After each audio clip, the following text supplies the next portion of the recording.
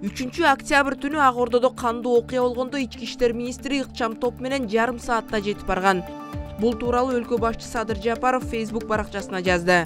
Президент жарандар мындай чуулгандуу окуяларда сабырдуулукту карманып, эксперт болуудан алыс турушу керектигин айтты.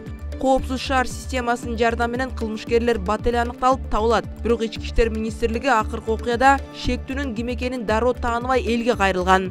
Коопсуз өлкө долбоорунун алкагында Баткенден баштап Талас, Нарын шаарларына, базар, соода түйүндөрү, жолдорго чейин видео камералар орнотулуп жатат.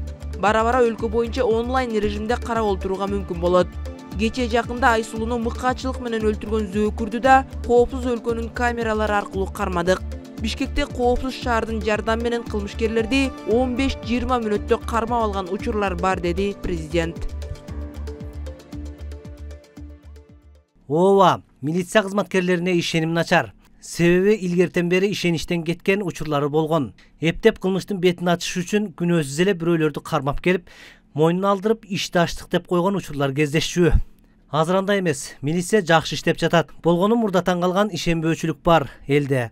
Милицияларга баардык шарттарды түзүп бердик. Техникалык каражаттары жетиштүү. Керек болсо милициялардын өздөрүн кайда кантип иштеп жүрүшкөнүн башкы штабта онлайн көзөмөлдөп турушат.